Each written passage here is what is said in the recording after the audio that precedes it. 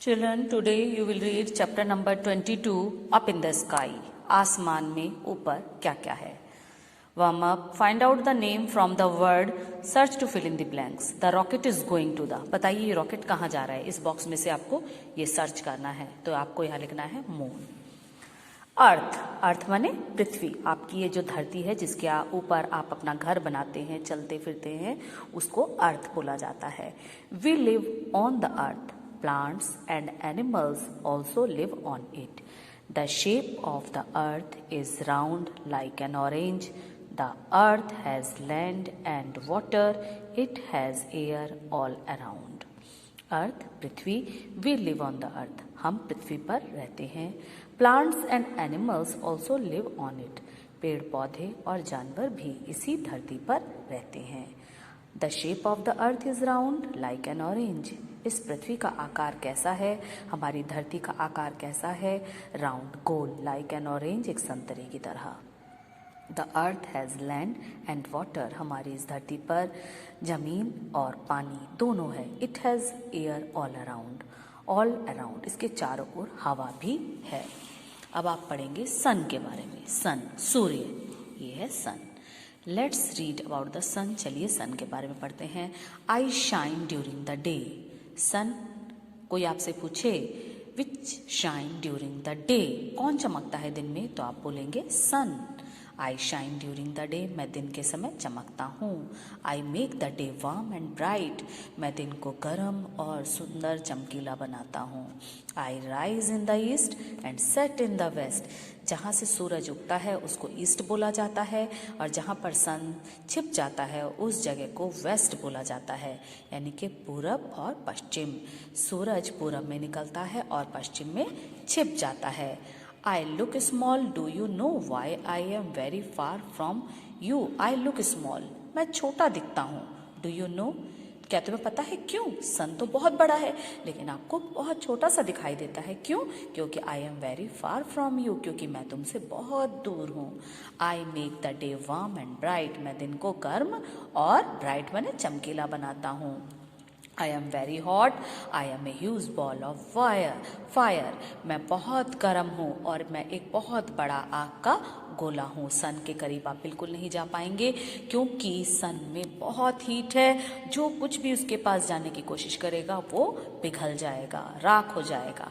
I give you light and heat. मैं आप सबको रोशनी और गर्मी देता हूँ. ये देख रहे हैं ये कौन सा समय है और ये कौन सा समय है. ये देखिए ये है the day begins when the sunrise. जब सूरज निकल रहा है दिन की शुरुआत होती है. The day ends. और जब दिन समाप्त होता है रात आती है. जब सूर्य छिप जाता है, जब सनसेट हो जाता है तो हमारा दिन भी समाप्त हो जाता है और रात आ जाती है. नेक्स्ट है we see at night we see the moon and the star in the sky. दिन के समय तो हमें सन दिखाई देता है आसमान पे, लेकिन रात में हमें आसमान में कौन दिखाई देते हैं? Moon and star. अब मून के बारे में पढ़ेंगे. अभी आपने सन के बारे में पढ़ा, अब आप मून के बारे में पढ़ेंगे. मून चंद्रमा. I shine at night. मैं रात को चमकता हूँ. I am smaller than the sun. मैं सूर्य जितना बड़ा नहीं, मैं उससे छोटा हूँ. I have no light of my own. I get light from the sun and give it to you.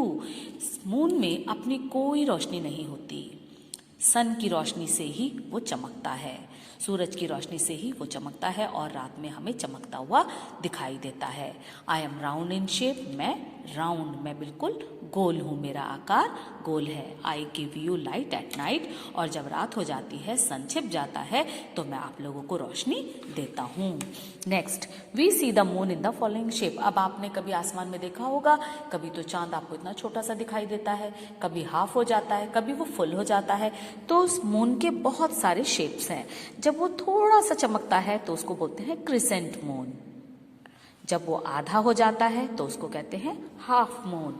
और जब वो पूरा बन जाता है तो उसको हम क्या बोलते हैं? Full moon. अगर आपके एग्जाम में आए how many shapes are there in moon, तो आपको लिखना है 3 shapes, crescent moon, half moon, full moon. और ये डायग्राम भी आपको प्रैक्टिस करनी है, ये भी आपको ड्रॉ करना है. नेक्स्ट है द स्टार्स, सन के बारे में पढ़ लिया, मून के बारे में पढ़ा, अब पढ़िए तारों के बारे में।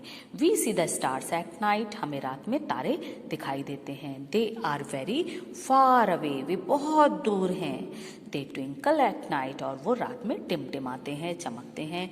There are many stars in the sky, हमारे आसमान में बहुत सारे सितारे हैं। The sun is also a star, और सूर्य भी एक स्टार ही है, लेकिन वो बहुत बड़ा है और सूर्य तारों जितना दूर भी नहीं है, इसलिए वो हमें बड़ा दिखाई देता है। और स्टार जो है वो बहुत दूर हैं, सन से भी ज़्यादा दूर हैं, इसलिए वो हमें इतने छोटे दिखाई देते हैं। रिमेंबर, अब आपको पढ़ना है we live on the earth, हम पृथ्वी पर रहते हैं। The sun is a big ball of fire, sun एक बड़ा आग का गोला है। The sun rises in the east, sun पूरब में निकलता है। The sun sets in the west, और सन वेस्ट माने पश्चिम में छिप जाता है। एट नाइट, रात में we can see the moon and the star, रात में हमें आसमान में मून और स्टार ही दिखाई देते हैं। डे में कौन दिखाई देते हैं? सन, और रात में हमें मून और स्टार।